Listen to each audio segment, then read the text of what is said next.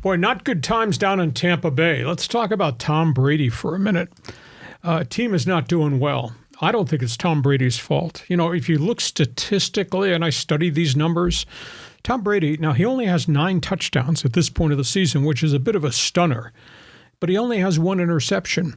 Tampa's not losing because of that quarterback. Tampa's losing because their defense is poor. All 3 of Tampa's top receivers have been hurt. In fact, I'm not even sure that Tom Brady has had his star tight end and his top 2 wide receivers on the field at the same time very often. They have a negligible running game, which means that throw. And their defense, in a real stunner, has played really poorly. And Todd Bowles, the new coach to replace Bruce Arians, he was defensive coordinator. And most of those guys are back, and they're playing really poorly. So Brady's got to deal with all that. 3-game losing streak? Tom Brady, you kidding me? Yeah. And then he's got to deal with the divorce, and now it spills out. He and his ex-wife, Giselle, officially divorced last week. And they say it was amenable. I find that hard to believe.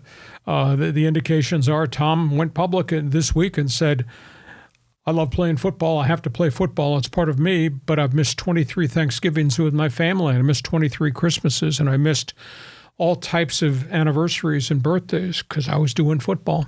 I think he's kind of self-admitting maybe he wasn't a good husband, good father in the big picture of things. And how about this? $115 million. That's what Tom Brady's estate is worth.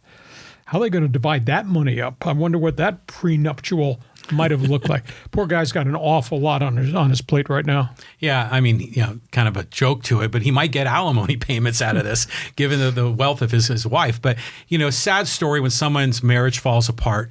And for him, you know, it was kind of, he retired and unretired, and there was all the drama around it. But it's got to be so frustrating for him that he finally gets back in the game. He's doing what he wants, and then the whole team's crumbling around him. And you're right, his stats are great, but you got to have someone that can catch the ball on the other end. And so it's just got to be a miserable year for the guy.